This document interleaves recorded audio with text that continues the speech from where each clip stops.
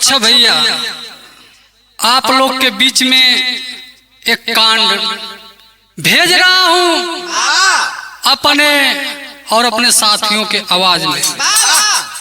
यह दिल्ली से कहानी मिली और बहुत ही दर्दनाक कहानी मिली। आशा है आप लोग ये बिरहा के पसंद करेंगे।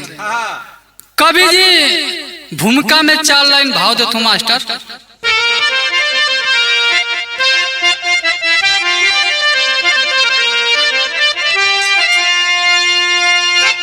खुशी कब गम में बदल जाएगी,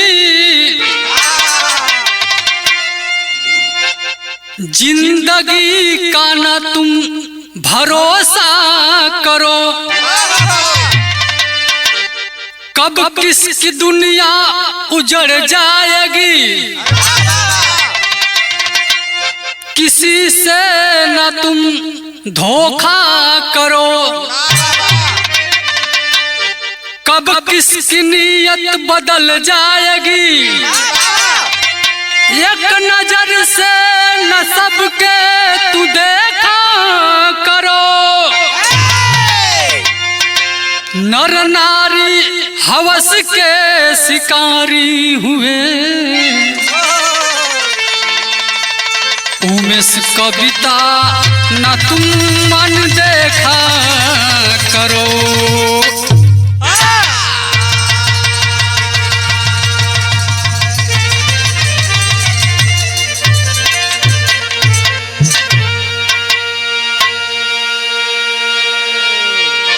कवि जी लिखत हवन के करे जिंदगी में कब खुशी आजी कब गम आजी एकर कौनो भरोसा ना। के कर नियत कब बदल जी एहू का कौनो भरोसा ना। कुछ लोग का नियत दारू देख के बदल जाले आ कुछ लोग का नियत मेहरारू देख के बदल जाले। सबकर अलग अलग पसंद है। कवि जी बिरहा के अंदर बड़ा सुंदर गजल का संकेत कैला मास्टर।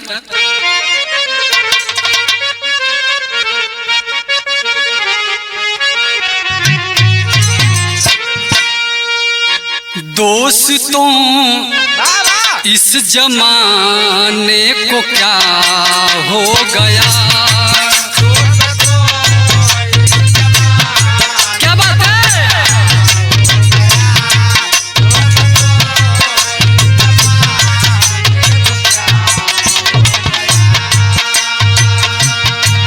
दोस्तों इस जमाने को क्या हो गया।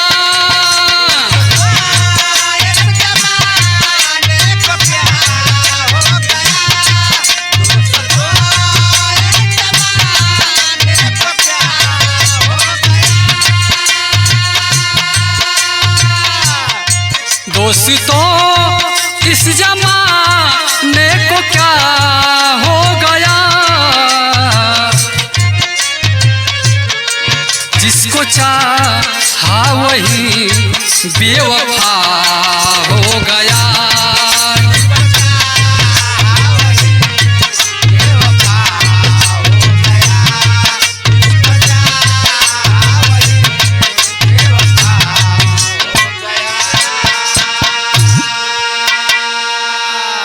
लेकिन कवि जी बिरहा के अंदर भाव दलन।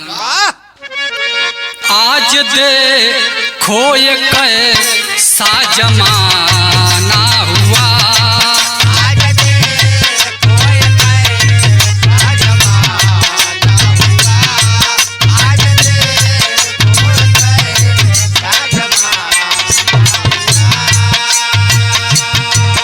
आज देखो ये कैसा जमाना हुआ,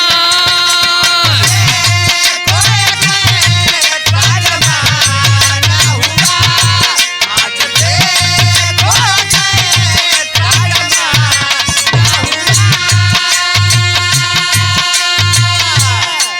आज देखो ये कैसा जमाना हुआ,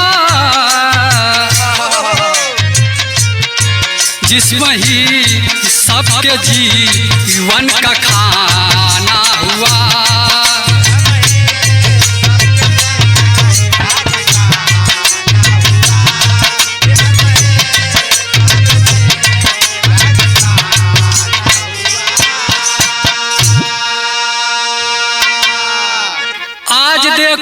ऐसा ये जमाना हुआ, जिस्म ही सबके जीवन का खाना हुआ। लोग जितना खाना का भूखना है उतना जिस्म का भूखा हुआ। यही जग से हमारे कहानी का शुरुआत भइल मास्टर।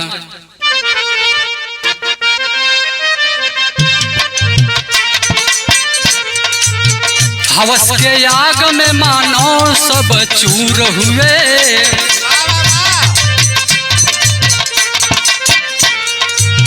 करके कांड देखो आज मशहूर हुए।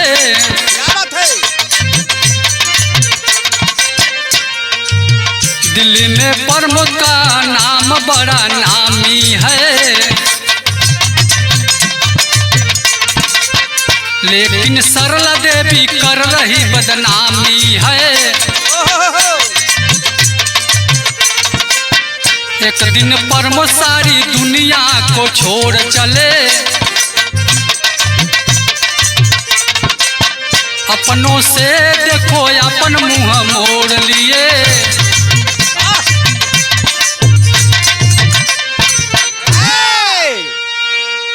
ए बाबूजी, कहानी के एक बार समझ लो जा। दिल्ली के रहे वाला प्रमोद साहू, जेकर पत्नी सरला, एक बेटवा बा पति पत्नी के बीच में।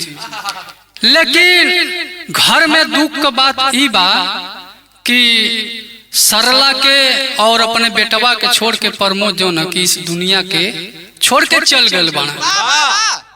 सरला देवी एक दिन घरवा में गईलिन, घरवा में जो तस्वीर लगल बा प्रमोद का, वही तस्वीरिया के देख के और वही जे खड़ा हो के एक ठे बात कहा का वही फोटो से बतियावती, अपने दिल के बात कहती। का कहा मास्टर? यहाँ गीत लगते। क्या बात है?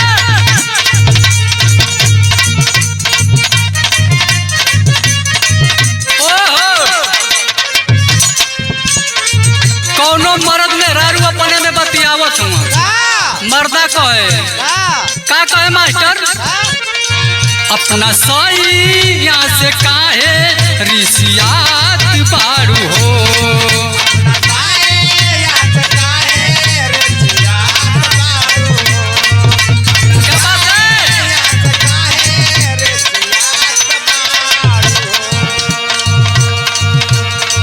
बात का बात करे जा खिसियात बारू हो।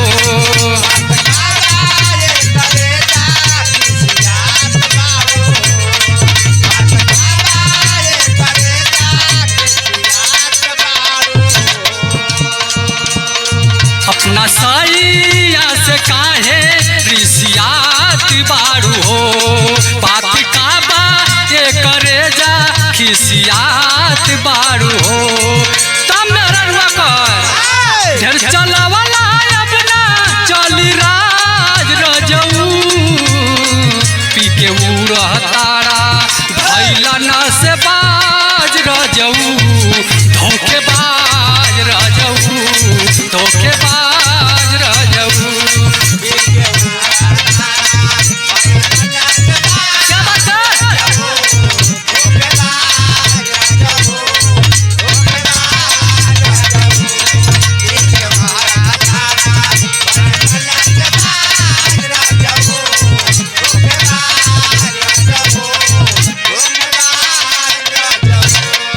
लेकिन सरला वो तस्वीरिया से प्रमोद के बतियावती। कहाँ का? हाय जवानिया से सरला परेशान पारी हो,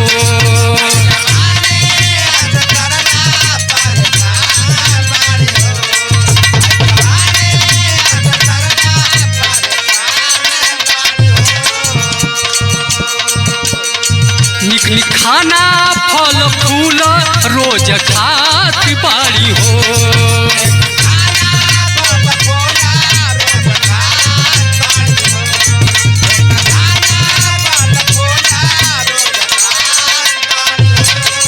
हाय जवानी यहाँ से सरला परेशान बाड़ी हो, निक निक खाना फल फूल रोज खात बाड़ी हो। साथ न देहला छोड़ी दिहला राज रजऊ। रोज खोज तारे नयना हमार रजऊ। धोखेबाज रजऊ उड़नबाज रजऊ।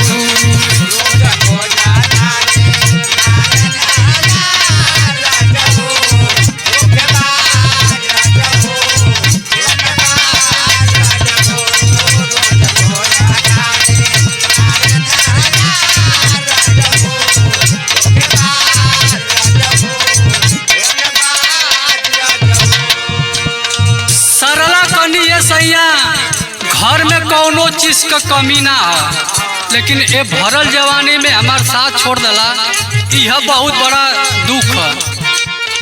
तब तक भइल का तब तक गेटावा पे घंटी बाजल।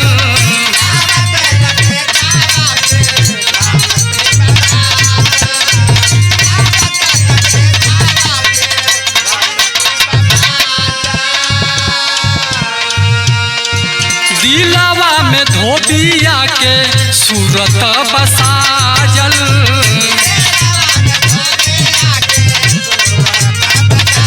हाय हाय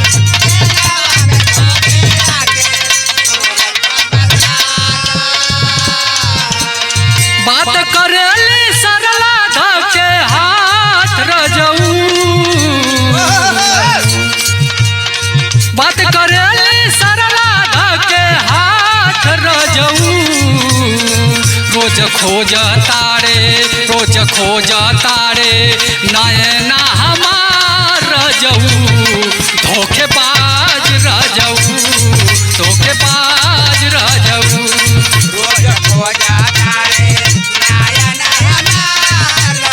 क्या बात है?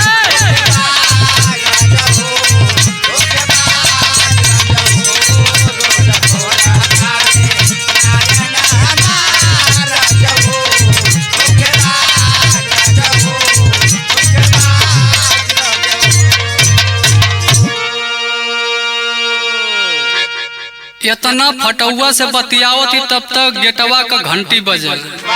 जब दरवाजा खोलनी तो देखली एगो नौजवान खड़ा बा, 25-26 साल का गोर अंगार।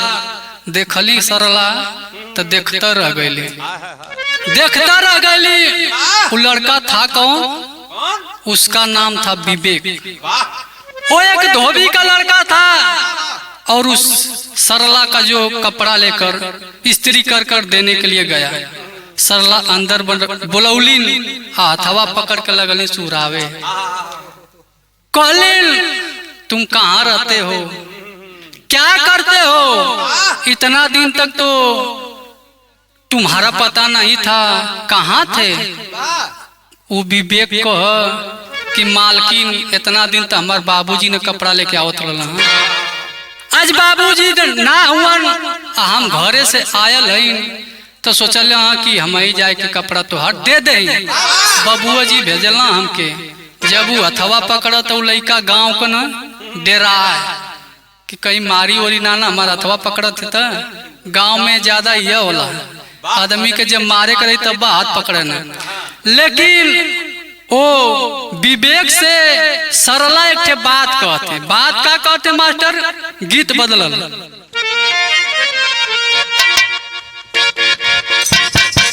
क्या बात है?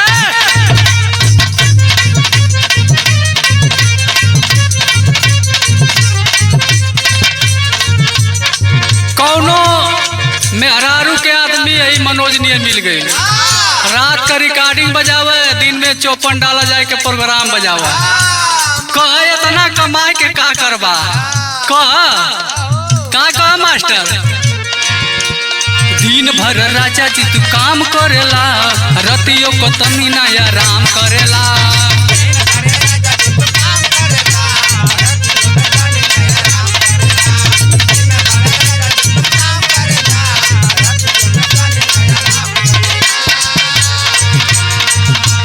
दिन भर राजा जी तू काम करेला, रतियों का तनी ना आराम करेला।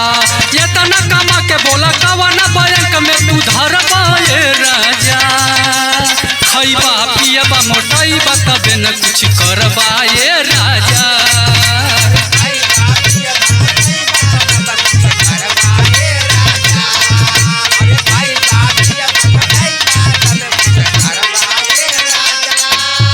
लेकिन उस सरला विवेक से कह रोज रोज काहे परेशान करेला, मन जोग हमारा न काम करेला।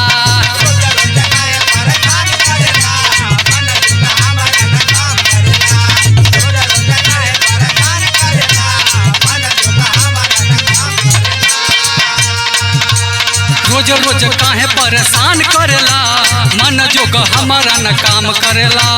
जहिया बना के बोला पैसा कमा के तू का करबा ये बाबू, महिला से इतना जे डरबा कुंवर तू मरबा ये बाबू।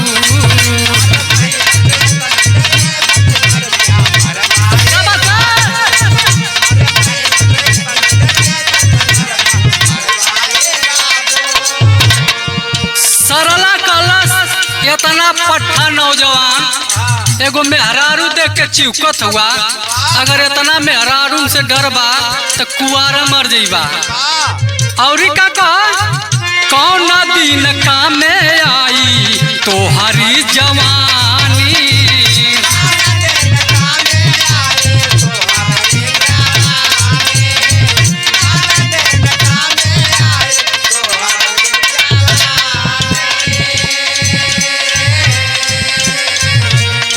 लगल चिखावे सरला देहिया के पानी।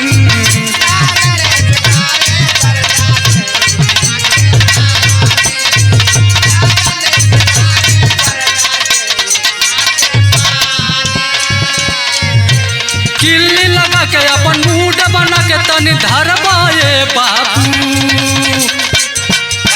महिला से एक ना तू डरबा कुंवर एक दिन मरबा ये बाबू।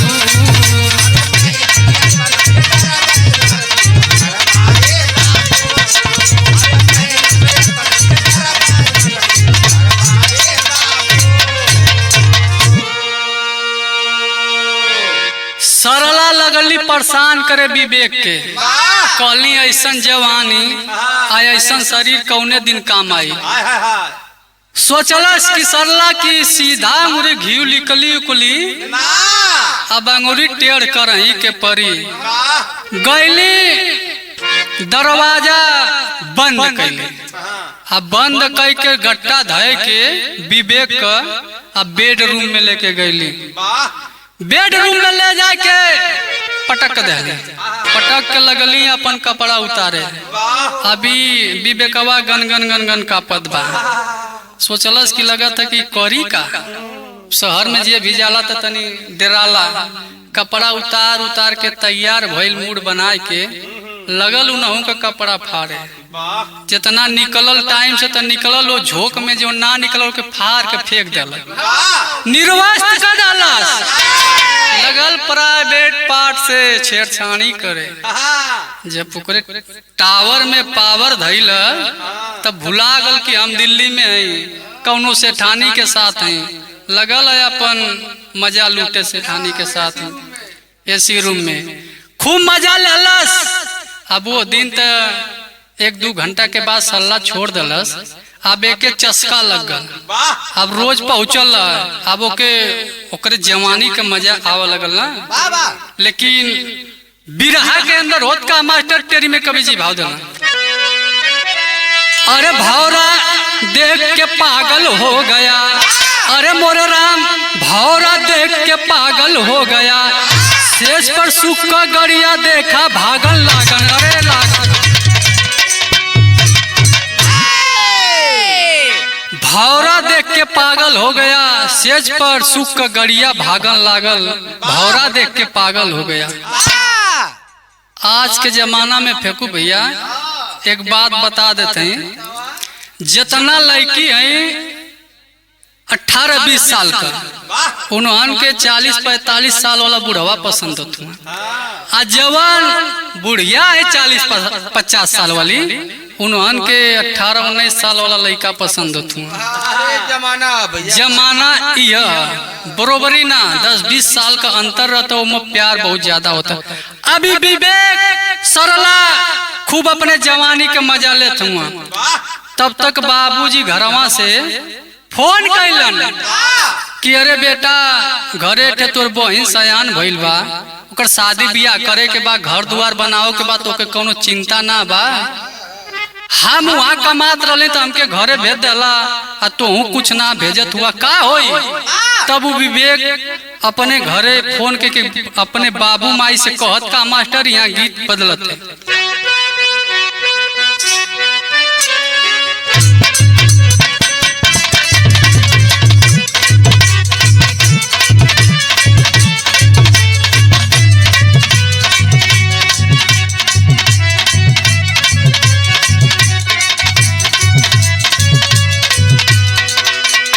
हमारे मास्टर गीत का संकेत कैलन, कौनो लड़का लड़की में प्रेम बा, लड़कवा कलस का हो, रोज फोनवा पर काम चली कि कहियो भेंट होट होई। लड़किया बतावत है कि कहाँ भेंट होई, कब भेंट होई, बताउलस। ये राजा हूँ हे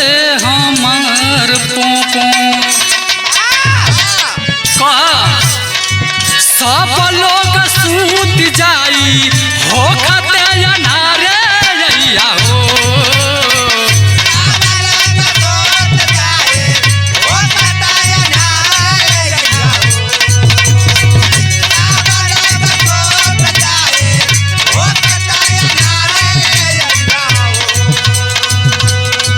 अपना दिल जनिया संगे खूब मजा मारे रैया हो।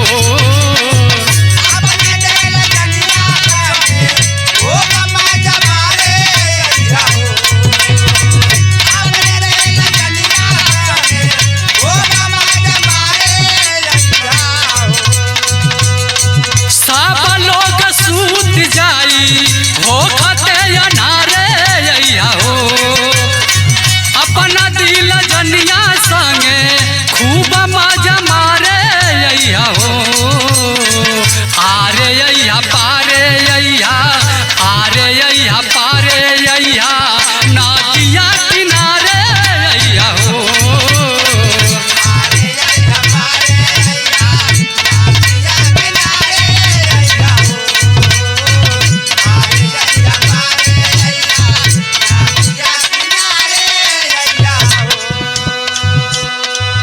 लेकिन वो विवेक अपने बाबूजी से का सब काम हो जाई, बाबू जब गावे आई हो।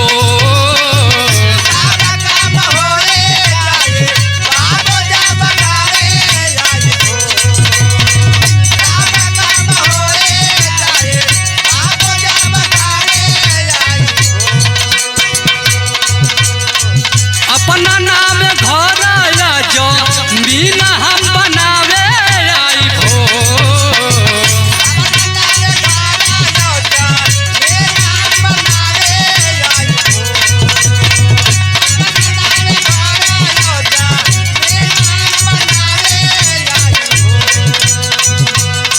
सोना लाइव चांदी लाइव, सोना लाइव चांदी लाइव, बाबू जब गावे आई हो।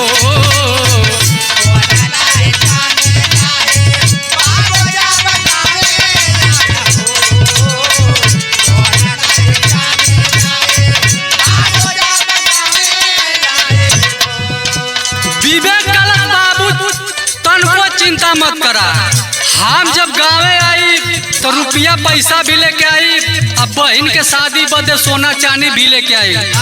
बाबू कलन साल कम से कम हम 20 साल नौकरी कैली वही दुकान पर, कुछ ना कर पैली। 2-4 महीना में इतना ब्यौरा कैसे बतियावत बा। बाबूजी सोचत हुआ का सोचत हुआ बाबूजी के मनवा में शक भइल बा, देखी के कमाई माई भग भइल बा।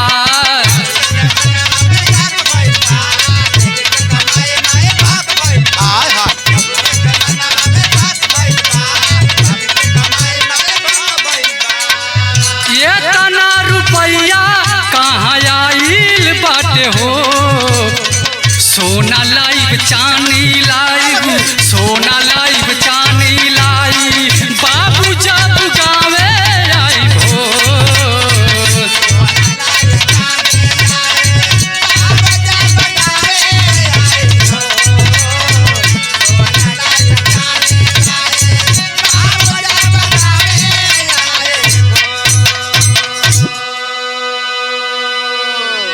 इतना बतिया जब माई बाबू सुनलन, माई तो एकदम भक हो गई कि अरे बाप रे बाप, इ लइका हमार का बतिया होता, कहीं पगला गल बा कि हम ही तो पागल ना हो जी बेकर बात सुन के।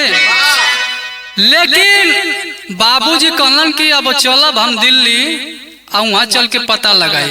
बाबूजी करत का हुआ मास्टर विदेशिया में कवि जी भाव देतू।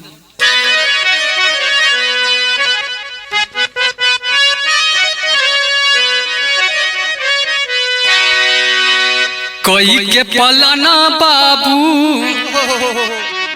धैली हल गरिया हो, आई गई ना बेटा लगे दिल्ली सहरिया। बाबूजी गाड़ी धैला आगे ना दिल्ली अपने बेटावा लगे। एक दिन करत का हुआ, एक दिन कपड़ा लेके गैल जजमनिया हो, बुझी गैल बात जब देखल जमनिया। अब बाबूजी एक दिन गैलन दिल्ली, एक दिन सवेर में कपड़ा लेके वही से ठानी सरला के यहाँ पहुँचलन। तो वो जब घंटी बजौन तो जल्लस की ओ आ गल हमार दीवाना। रोज का टाइम रहा, कपड़ा लेके रोज पहुंचे, अपन हाफा कपड़ा में दरवाजा खोलस। अब ओके का मालूम कि शेर ना यहाँ सवा शेर आल बा। जब खोलल दरवाजा, जब बाबूजी देखलन तब तो कहलन ओ हो चिड़िया दाना यहाँ से डालत थे, यही से ही इतना उड़त था। बाबूजी बात को समझ गई, लेकिन 2-4 महीना में तब तक केहू का मन विवेक से भर गला। उनहु के वो सही बैठौलस जैसे विवेक के बैठौले रहल, सेवा पानी कैलस। अभी तो पुरान खिलाड़ी न बुढ़वा, तन्नी से मौका पौलस बल लगल क्रिकेट खेलने वही सेज पर मार चौवा छक्का। और जब जवानी से जवानी के बरोबरी में जब लड़ल तो ओकर आनंद कुछ और ही आया। अब विवेक से ओके नफरत होके लगल। जब नफरत होके लगल तो ये दोनों मिल के करत का मास्टर पपट लगा।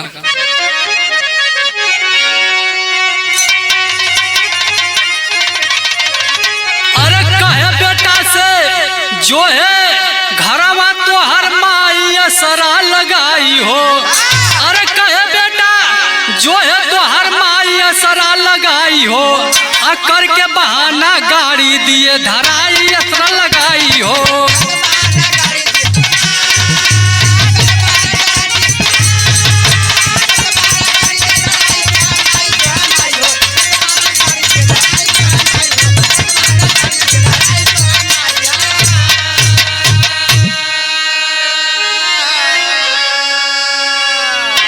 अब विवेक के गाड़ी धरा देना। विवेक का पिताजी कहलन कि जा घरे, तो हर मतारी बड़ा दिन से परेशान बा, जाओ से मिल आवा।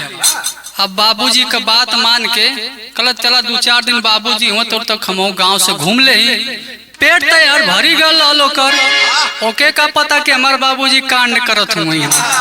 अब गाड़ी धर के कुछ दूर जब पहुंचल तैयार होत का मास्टर।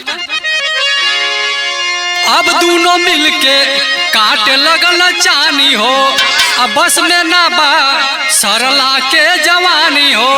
अरे बेटा गाड़ी दिए, अरे बेटा के गाड़ी दिए धराई तो हर माई हो, करके बहाना दिए भगाई तो हर माई हो। अब जलना कुल की अबू तो चल गई विवेक, पहुँचला सेठानी कुनी विवेक के पिताजी। अब मजा ले के भरपूर कोशिश कईना, तब तक कुछ दूर गयल तो करे मन में का मालूम का बोले के स्टेशन के बाद उतर के आ गाड़ी और से रिटर्न दे के चलिया। आ जब चलिया तो सोचलस कि चली वही सेठानी कुनी। बाबूजी तो कहला कि घरे जा तो 2-4 दिन ऐसे रही। ऊ का नहीं है, तो जाना कि घरे न गल बा। आ पुरानिया आदमी उतना खोज खबर ना लेना। लड़का वहाँ आज का जवान मनोज भैया बड़ा शौक रहते। अगर 2 मिनट में रारू फोन ना उठोलो 2 बार कैलन का करत रहलू, कहाँ रही तुरंत हाई पारा हो जाता। लेकिन बुढ़वा छोड़ देते जा जहाँ मन का तहारा हो जाता। हाँ वैसा जुग आ गया। अब जब रिटर्न आ गल, जब वहाँ पहुँचा, जब दरवाजा खटखटौलस, जब दरवाजा खुलल तब तो वही के घर न बा। आवाज जा घर तोहरे बा, पहले से ओकर जजमानी बनल रहल। घुस गल घर में, जब देखा तो अरे बाप रे ई का होत है। जब देखलस अपने बाबूजी के तो ओकर पारा हो गल गरम। जब पारा गरम भल तो करत का मास्टर आला लगा।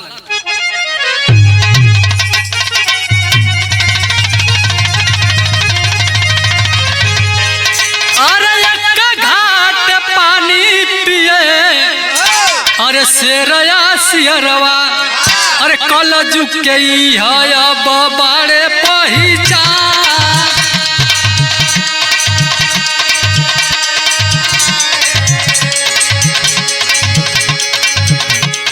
बाबू सोचे बेटा अब घरे चली गई।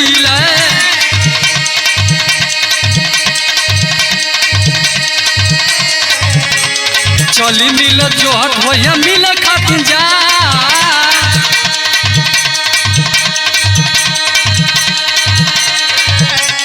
दोनों रस जिया पर खुलल बजवनिया।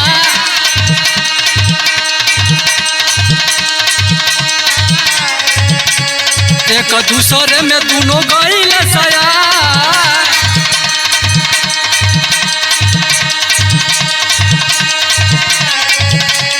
तब तक बेटावा हो वापिस आई गईल।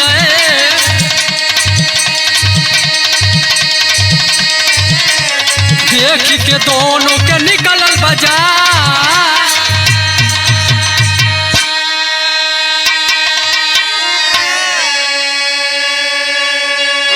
जब दुनहुन के देखलन तो मनोज भैया ई केहू बर्दाश्त ना करला कि हमार चाहे प्रेमिका रह चाहे हमार पत्नी रह, कुछ भी रहा, अगर वो आदमी के दिल में जगह उसे संबंध तो के अगर एक कौओ छू दे तो आदमी या तो मैं रारू बर्दाश्त ना कर पाओ।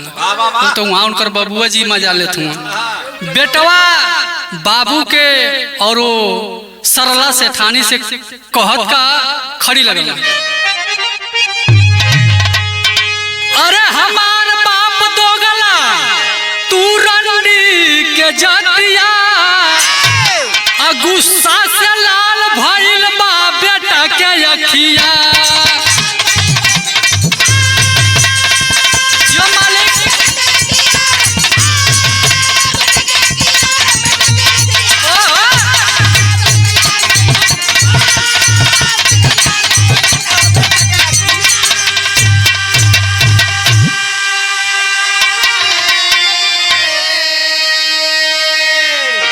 एगो मेहरारू खातिन पराई स्त्री खातिन बाप बेटा अपने में लड़त हुआ। जब लड़त हुआ तो होत का मास्टर सुन के आवाज सब पड़ोसी गईल आई हो। अब बेटावा के देहल सब फोनवा लगाई।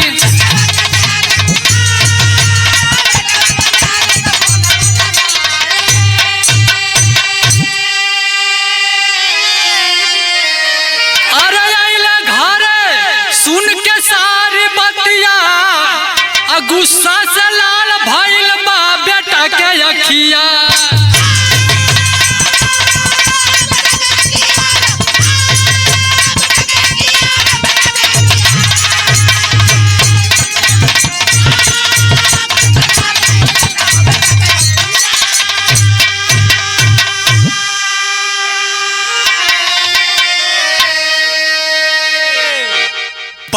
बेटा जब अपने में लड़त हो, जब घर में से आवाज आई, पड़ोसी जुट गई।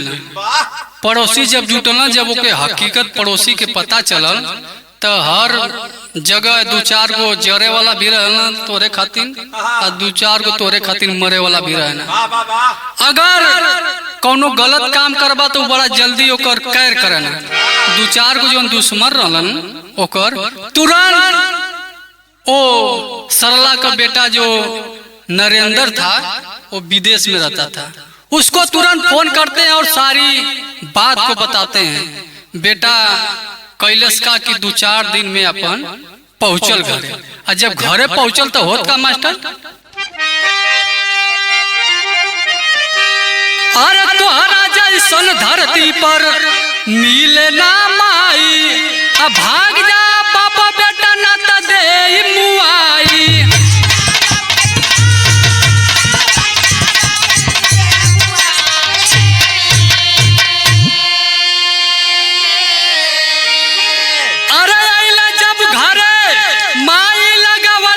फसिया गुस्सा से लाल भइली बेटा के अखिया।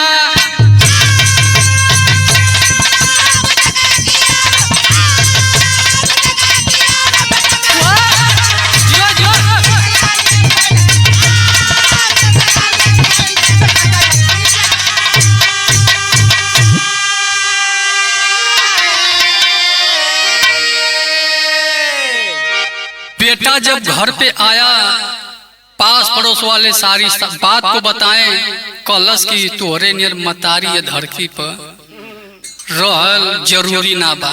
तू मतारी के नाम पर हम तो के का कहीं, तू एक थे हमार मतारी हो, हमके जन्म दिले हो, तो बहुत कुछ तोरे खातिर हमारे मुंह से निकलत है। कैलाश का नरेंद्र तुरंत पहुंचल जोन विवेक का दुकान रहल, तो बाप बेटा देखा तो मुंह गिरा के अपन एक ठे परेश करत हूँ। बाप बेटा तुम सुतल बा ललुआए के, तो वहां गई, उन्हन से तकरार कैलस, झगड़ा कैलस, पुलिस कंप्लेन कैलस। पुलिस कंप्लेन करके जब घरे आई तो एहर देखे ओकर मतारी पंखा से फांसी लगा के मर गई थी। तब बिरहा सुने वाला भैया चाचा जितना लोग बिरहा सुनत हुआ, नौजवान आप लोग से हमारे एक हाथ जोड़िया है कि ये धरती पर ऐसा काम मत करा जैसे आपका घर बर्बाद हो जाए, दूसरे का घर बर्बाद हो जाए, और किसी का जिंदगी बर्बाद हो जाए, और नहीं तो अपना बर्बाद हो जाए। अब दरोगा जी अलन एक हत्या के मामले में दोनों बाप बेटा को पकड़े, क्योंकि उन्हीं दोनों के चलते वो फांसी लगाकर मरी थी, और दोनों को जेल लगे और उठाकर जेल में डाल दिए। यहीं से हमार बिरहा समाप्त भइल। गुरु घराने का परिचय लगल मास्टर। गुरु बिहारी गुरु गणेश कहे जस करनी तस भरनी, रामदेव चंद्रिका तब पार हुए बैतरनी, भंवरा के देख पागल हो गया, कविता उमेश लाल चुनरी में दगिया लागल, भंवरा के देख पागल हो